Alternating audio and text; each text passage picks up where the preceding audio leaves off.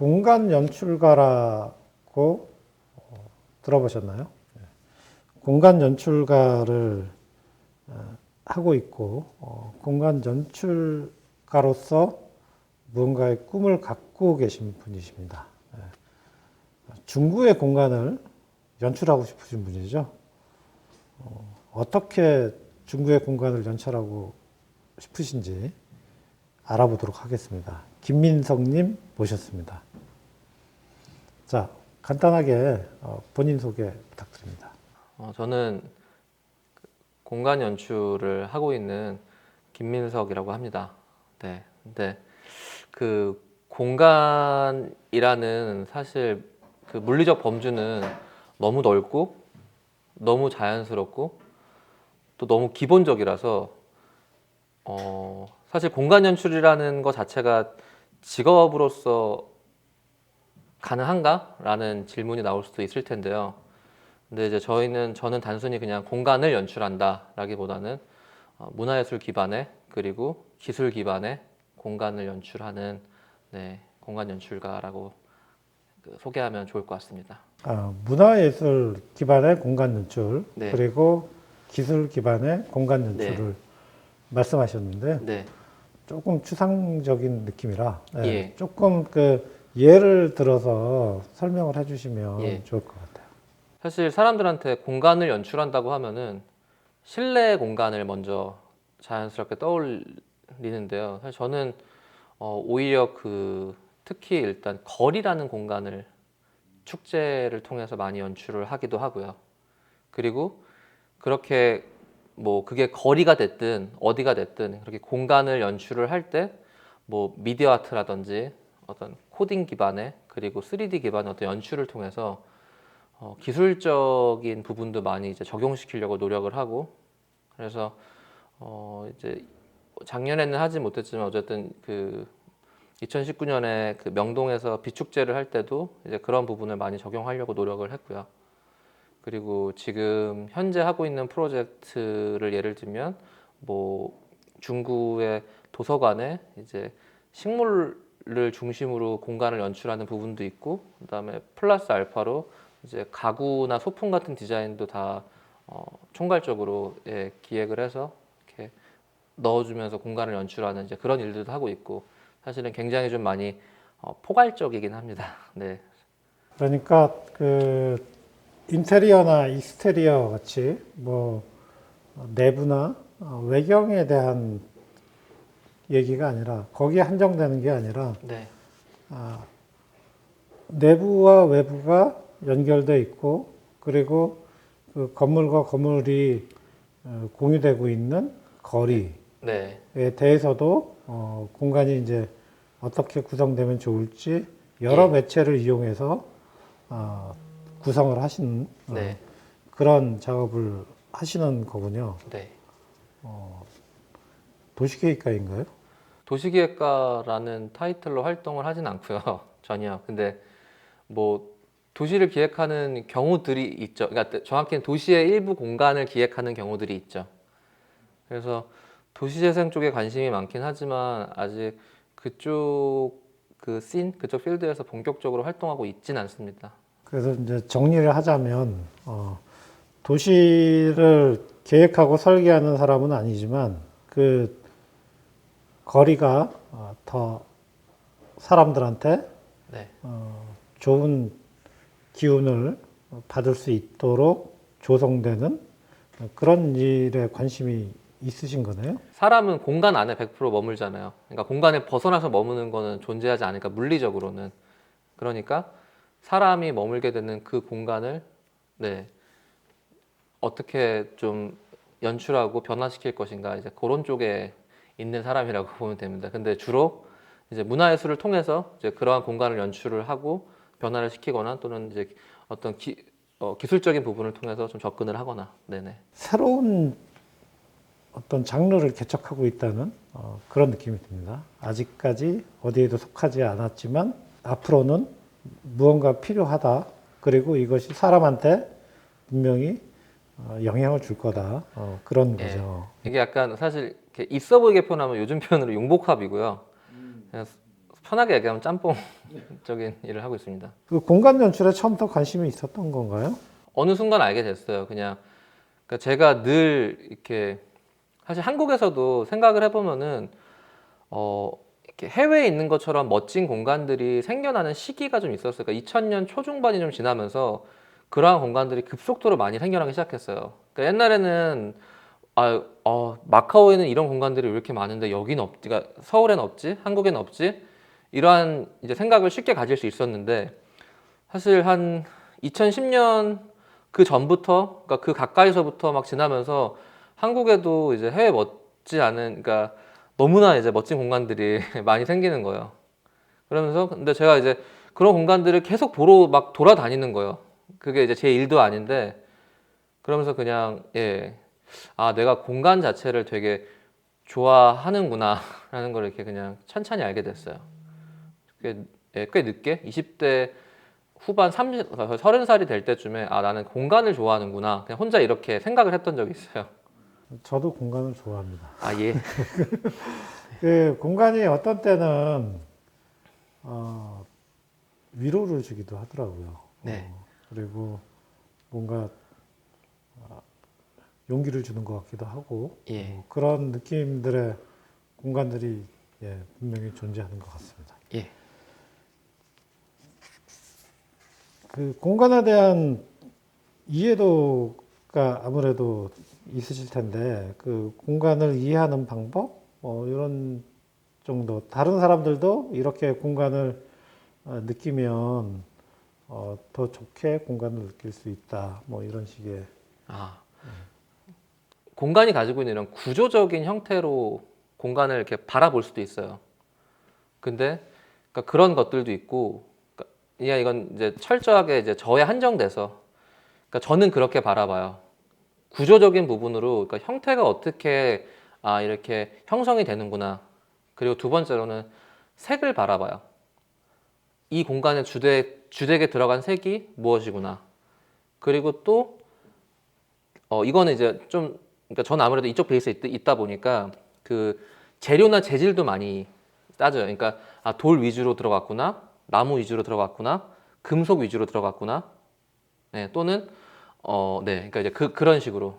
그리고 이제 빛에 대한 부분도 되게 중요하거든요. 그러니까 사실은 노란색 위주로 많이 이렇게 조명이 있는 것들은 더 따뜻한 느낌을 받잖아요. 그래서 사실 이 공간이 추구하고 싶은 성격도 이제 쉽게 파악을 할 수 있는 거죠. 그런 조명을 바라보는 부분도 있고, 그 다음에 이런 약간 외형적인, 그러니까 형태적인 부분과 전혀 다르게 이 공간에 들어가 있는 컨텐츠가 무엇이구나 라는 부분을 또 바라보게 되죠. 그래서 이제 이런 것들로 공간을 바라보게 되면은 이제 공간 전체를 좀 이렇게 입체적으로 이렇게 느끼거나 좀 파악할 수 있는 것 같습니다. 그 구조, 네. 색 그리고 그 안에 뭐 재료, 재질, 콘텐츠. 그리고 이게 콘텐츠까지. 네 가지 정도. 크게 보면 그 정도 되는 것 같습니다. 그 공간을 바라보는 남다른 시선이 있으신 것 같은데, 그 공간을 찾다가 중구로 오시게 된 건가요? 네, 그렇죠. 네, 그렇죠. 그러니까 제가 일단 이제 절대로 막 제가 사치스럽거나 그래서가 아니라 저는 호텔이란 공간을 되게 좋아해요. 호텔은 사실 숙박 공간이 아니라 되게 그러니까 복합 문화 공간이거든요. 호텔 자체가 그림도 들어가 있고 되게 멋진 연출도 되어 있고 식당도 있고 대연회장도 있고 사실 호텔은 되게 굉장히 이제 그 높은 수준의 복합 문화 공간이라 그러니까 복합 문화 공간의 오리지널격이라고 저는 봐요. 맞습니다. 그러니까 보통 저도 그렇게 생각합니다. 근데 호텔을 그러니까 숙박으로 이제 숙박 시설로 보시는 분들도 많고 그리고 그러니까 복합 문화 공간이 새롭게 생겨났다고 많이들 얘기를 하는데 그러니까 어느 순간 그런데 저는 그게 아니라 원래 호텔이 복합 문화 공간의 시작이었고 그 활성화의 그 단초였다고 생각을 하는데 그래서 어쨌든 호텔이라는 공간을 되게 좋아해요. 그러니까 배울 게 많은 거죠, 정확히는. 그러니까 저보다 훨씬 실력 있는 분들이 연출을 잘 하신 공간이니까 호텔을 가면은 많이들 늘 많이 배우는 것 같아요. 그래서 중구의 어느 호텔에서 그 한 층을 통으로 빌려서 거기 이제 각 그 방 호실마다 이제 브랜드랑 매칭을 해가지고 어떤 그런 이제 브랜드 행사를 그러니까 통합적인 브랜드 행사를 한 적이 있어요. 이렇게 국제교류랑 비슷한 그러니까 한국 사람들만 오는 건 아니고 이제 명동에는 그 다양한 이제 외국인들이 오다 보니까 이렇게 그 다양한 국적의 분들이 다 와서 이렇게 보고 갈 수 있는 이제 그런 류의 행사를 한번 진행을 하고 기획을 했던 적이 있는데 이제 중구가 좀 새롭게 보였어요. 그래서 그리고 명동도 좀 더 많이 가깝게 보이고 사실 어느 순간부터 한국 사람들은 명동을 많이 안 찾았잖아요. 그건 한 2010년 중반서부터 이미 많이 그랬을 거예요. 그러니까 저도 사실 관심이 없었거든요. 근데 이제 그렇게 한번 명동에 있는 호텔에서 행사를 하고 나니까 굉장히 이제 그 명동 그리고 그 중구 지역이 좀 더 매력적으로 보이더라고요. 그래서 제가 이제 여기서 중구에서 뭔가를 해봐야겠다. 그래서 정말로 이제 다짜고짜 저기 그 중구청 문화관광과에 계신 어떤 주임한테 전화를 드리고 찾아갔어요. 그래서 제가 했던 행사들을 보여드리면서 나 뭔가 해보고 싶다라고 하면서 이제 이렇게 뭐 바로 뭐 그때도 뭘 할 수 있었던 건 아니고 이제 조금 더 이렇게 시간이 지나면서 기회를 얻게 되고 중구에서 뭔가를 할 수 있게 되었던 것 같습니다. 뭔가 굉장히 위협적으로 대시를 하신 거네요. 맨땅에 헤딩을 사실 한 거죠. 음, 근데 감사하게도 이제 보통은 그러면은 되게 이상하게 볼 것 같은데 되게 이렇게 호의적이고 진지하게 응해 주셨어요. 그러면 명동에서는 어떤 행사를 기획하셨나요? 그러니까 여러 가지를 한 것 같은데 이제 뭐 그런 그러니까 일반적으로 축제라 불릴 수 있는 거에서는 아까 말씀드린 그 명동에서 빛축제라고 소위 불리는 이제 티페스타를 2019년 진행을 하기도 했고 그리고 그해 여름 2019년 여름에는 이제 명동 복장 마실이라고 하는 그 원래 명동에 그 예전에는 패션 원래 그 패션의 상징 그러니까 그런 이제 패션 거리들도 있었고 명동 자체가 사실은 근대화 시기서부터 어떻게 보면 패션 쪽으로는 되게 상징적인 그 지역이었다 보니까 네, 옛날에는 예 그 양장점들이 많았고, 양장거리가 있었습니다. 네, 그래서 그리고 멋쟁이들은 예 다 명동에 예. 모이고 그랬었죠. 네네. 그래서 이제 근데 그 거리가 코로나 때문에 말고 그렇게 외국인이 많았을 그 시기에도 거기는 되게 사람도 한산하고 공실도 많고 이제 그런 공간이었었는데 그런 거리의 길이었었는데 이제 그 길에서 이제 명동 복장 마실이라는 약간 그 좀 전통과 현대적인 느낌을 합한 행사들도 뭐 진행을 했었고 그리고 그 버스킹 큐브라는 행사를 통해서 라이브 페인팅과 뭐 버스킹이 함께하는 이제 그런 류의 행사도 진행을 했었고 뭐 북 페스티벌 같은 거 그러니까 이제 도서 관련된 행사도 진행을 했었고 네 그리고 이제 뭐 공간에 이제 식물과 빛을 통해서 연출을 하는 이제 그러한 부분들도 그건 행사는 아니지만 이제 그러한 기획과 진행도 하고 있고 그런 상황입니다. 그럼 명동에서 많은 일을 하셨는데, 네. 그러면 명동의 좋은 점이라든가 명동에서 느끼시는 점, 그러니까 다른 기획자들에 비해서 명동에서만 이렇게 반복적으로 한 사람 많진 않죠. 근데 이제 그게 뭐 꼭 플러스다 이렇게 그러니까 이렇게 얘기할 수는 없지만 그냥 경험상 그렇긴 했는데 정말로 솔직히 명동에서 제일 좋았던 건 명동 예술국장과 명동 성당이었어요. 명동 성당과 명동 예술국장은 분위기 자체가 이제 결이 좀 많이 이렇게 비슷하거나 이렇게 궤를 같이 하는 부분들이 꽤 많이 있다고 생각을 하는데 변하지 않은 게 좋았던 거군요. 그 사실 명동에서 변하지 않은 거는 그 두 개가 대표적이죠. 헤리티지를 확실히 가지고 있다고 생각을 했고 그런데 현재에서도 굉장히 활발하게 쓰임이 있고 이제 그래서 되게 중요하다라는 생각도 많이 했고 그냥 그 자체로도 너무 멋있다.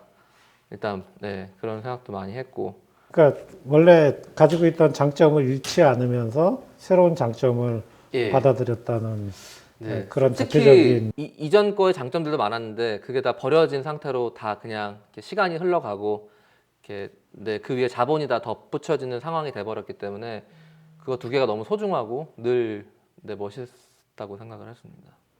굉장히 좋은 발견을 한 것 같습니다. 아니요, 진짜 정말 좋은 발견인 것 같아요. 저도 그런 생각까지 못 했는데, 옛 모습을 충분히 가지고 있으면서도, 현대적인 어떤 편리함이나 장점을 충분히 수용한 대표적인 두 건물인 것 같아요. 예, 맞습니다. 다른 건물들은 막 평수를 늘리기 위해서 영업을 하기 위한 공간이라는 성격이 굉장히 강한데, 확실히 문화와 종교라는 그런 것이 있으니까 되게 좋아 보이네요. 공간을 연출하거나 문화 행사를 기획할 때 지향하는 점에 대해서 말씀 부탁드립니다. 지향점은 되게 뚜렷한 것 같아요. 거기 그 공간과 그 문화를 즐길 사람만 생각하면 되는 것 같고요. 아, 그렇군요. 그렇죠. 예, 지향점은 사실은 굉장히 뚜렷해야 되고 단순해야 된다고 생각을 해요. 근데 단지 그 지향점에 가는 과정은 이제 기획자마다 다를 거 아니에요. 그러니까 제게 꼭 옳다라는 게 아니라 누구든 서로 다른 길로 갈 수 있는 것 같고, 근데 저는 이제 그걸 좀 더 테크 기반으로, 기술 기반으로 많이 풀어보려고 하는 이제 입장일 뿐이고요. 네. 중구에는 그 명동만 있는 건 아니잖아요. 예. 그래서 어떤 다른 공간들도 경험하셨을 것 같은데, 네. 그 인상적이거나 기억에 남거나 아니면 여긴 이렇게 됐으면 좋겠어, 뭐 이런 느낌이 있는 공간들에 대한 설명을 좀. 우선은 이제 최근까지 그 서울 공공미술을 통해서 활동을 했던 지역이 신당동이기도 하고, 제가 현재 이제 작업실을 두고 있는 곳도 신당동이라서 저는 일단 신당동이, 그러니까 원래 공간은 이제 경험으로서 이렇게 습득을 하잖아요. 근데 그 신당동의 경험이 없으신 분들은 신당동 하면 일단 떡볶이 그리고 봉제 공장, 그러니까 이런 거. 근데 너무 단편적이죠. 예. 근데 사실 근데 저는 꽤 나쁘지 않았던 거는, 실제로 신당동에 이제 그러니까 아주 오래는 아닌데 그래도 어느 정도 꽤 머무르는 시간이 이렇게 점점 쌓이는데도 그 떡볶이와 봉제 공장이 대표인 게 맞더라고요. 예. 그러니까 보통은 이제 사람들이 밖에서 가지고 있는 인식이랑 그 지역에 머무는 사람들의 실제 그게 일치하지 않는 경우가 많잖아요. 그러니까 예를 들어 전주 사람들한테 나 비빔밥 물어보는데 화내잖아요. 그거 상관없다고. 우리도 거의 안 먹는다고. 근데 신당동은 실제 떡볶이랑 봉제 공장이 정말 많이 이렇게 비중을 차지하고 있어서 그게 좀 너무 웃겼어요. 아, 진짜 그렇네. 예. 약간 그런 것들이 있었고, 그 요즘에 이제 신당동에 뭐 신당 창자 아케이드도 있고 막 시장에서부터 이렇게 소위 말하는 힙스터 분들이 너무 많이 오셔서 요즘은 사실은 분위기가 정말 막 시장만 가도 되게 힙한 분위기가 많이 나서 좀 적응이 안 될 때도 있죠. 근데 좋은 것 같습니다. 멋진 공간도 늘어나고 그러다 보니까 핫플레이스도 많아지고, 근데 그러면서도 기존에 계신 분들의 삶이 너무 많이 깨지거나 무너지지 않고, 그래서 좀 좋다고 생각을 하고 있습니다. 김민석 대표님의 그 공간 연출은 문화예술과 기술 융합에 중점을 둔다고 하셨는데요. 거기에 대해서 어떤 연출 방향이 있는지 말씀 부탁드릴게요. 사실 요즘에 그러니까 아티스트들 사이에서 뭐 융복합이라는 키워드가 가장 이렇게 핵심 화두로 있는 것 같아요. 특히 이제 젊은 아티스트들 사이에서. 근데 그 융복합 단어를 뜯어보면 그러니까 기술적인 부분과 예술적인 부분이 이제 같이 혼합돼서 어떤 작품을 만들거나 연출을 하거나 이제 이러한 부분인데, 또 하나 요즘에 이제 가장 그 어떤 이슈가 되고 있는 부분 중에 하나가 그 이렇게 디지털 아트와 같이 움직이는 그 뭐 NFT 아트라는 논 펀지블 토큰 해가지고 뭐 블록체인 기술로. 근데 이제 저는 이제 블록체인 기술 그쪽을 말씀드리려는 게 아니라 그 디지털 아트라는 그 표현에 대해서 조금 그러니까 생각을 해볼 필요가 있다고 그 늘 얘기를 하는데,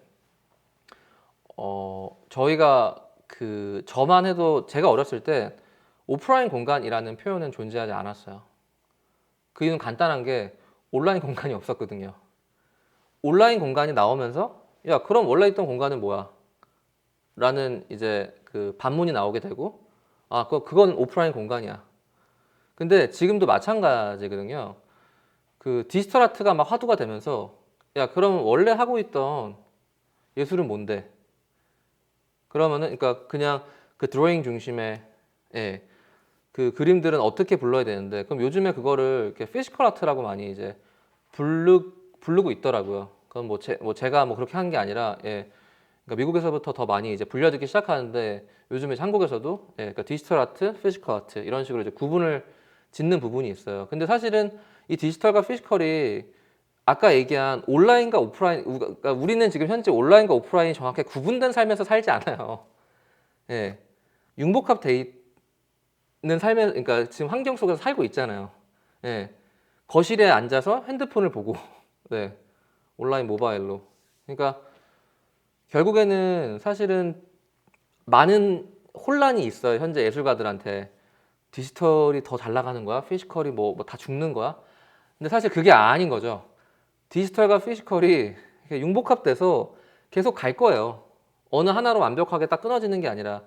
근데 이제 그러한 부분에서 예, 약간 어떤 예술과 기술이 결합되거나 디지털과 피지컬이 결합되는 그 중간 지점에 저희가 좀 서 있다고 저희는 생각을 해요. 그리고 정확히는 서 있고 싶고 이제 그런 방향성으로 저희는 지금 작업을 하고 있습니다. 연출이나. 네. 그 현재 운영하시는 공간이 네. 있는데 네. 거기가 아티스트와 메이커를 이제 네. 연결하는 중개 역할을 한다고. 예, 그래서 이름도 이제 개미굴, 그러니까 저희는 이제 개미굴이라고도 표현을 하는데, 물론 코로나 시기 때문에 그 공간 자체를 많은 분들이 와서 활용하는 것 자체가 이제 안 되었죠. 그러니까 해서도 안 됐던 거고. 근데 이제 왜 개미굴이냐라면은 그 아트 앤 테크 이렇게 하나씩 이렇게 단어를 따가지고 엔트라고 저희가 저희끼리 개미다. 그래서 그런 개미들이 모여 있는 약간 굴 해가지고 그냥 개미굴. 아트와 예, 예. 테크가 같이 ANT. 공존하는. 예, 이게 약간 영어로 이제 엔트잖아요. 그래서 이제 ANT 개미들이 모여 있는 굴.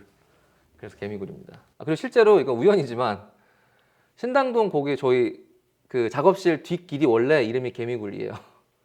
아, 예, 맞아요. 그쪽이 개미, 예, 아시죠? 거기 구조가 그 진짜 위에서 이렇게 네, 내려다보면 개미굴처럼 생겼어요. 이렇게 예. 내려와서 이렇게 퍼지는 구조로. 그러니까 사실은 그거를 되게 뒤에 알았어요. 음. 예. 그래서 이런 우연이. 중구에서 어떤 공간 연출을 하고 싶다고 네. 하시던데 그거 포부로 한번 말씀해 주시죠. 포부까지는 아니고요.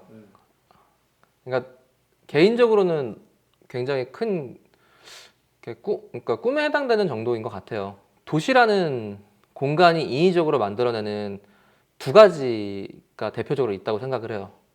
그러니까 도시가 도시이기 때문에 또는 도시에서 인위적으로 만들어지는 공간. 첫 번째가 옥상이고요. 두 번째가 지하예요. 그러니까 시골은 그냥 일반 자연은 지하라는 공간도 필요 없고요. 옥상도 존재할 수 없어요. 옥상이라는 딱 개념 자체가. 근데 일단 지하는 잠깐 차치하고 옥상에 먼저 포커스를 맞추면은 그러니까 옥상이 되게 매력적인 것 중에 하나는 그냥 노출 공간은 뭘 할 수가 없어요. 그러니까 일단은 공간을 뭔가 구성하고 기획하고 뭔가 하려면은 어느 정도의 이렇게 바운더리가 쳐져야 되는데 누구한테나 100% 노출되는 공간에서 뭔가를 하는 거는 그러니까 축제에서는 그렇게 하지만 근데 그때도 정확히 허가를 받고 하는 거죠. 근데 옥상은 통제된 노출 공간이라고 저는 생각을 해요. 그러니까 통제는 돼 있지만 노출도 돼 있어요. 그렇기 때문에 옥상에서 해볼 수 있는 것들이 분명히 있고 저는 그 중에 가장 중요한 것 중 하나가 요즘은 이제 뭐 구글이나 뭐 어쨌든 그러한 이제 그 웹사이트를 통해서 위성지도 같은 거 예, 말씀하시는 스카이뷰를 거죠? 어떻게 하셨죠? 아니요, 그냥 그 말을 하고 싶어 하는 것 네. 같아가지고. 그 스카이뷰를 이렇게 볼 수 있잖아요. 위성을 통해서. 그럼 거기에서 보이는 우리가 생각하는 땅이라고 생각하는 것들은 표면은 실제로 1층의 땅이 아니에요. 다 옥상이에요. 도시에서는. 도로 아닌 옥상이에요. 1층은 볼 수 없어요. 스카이뷰에서.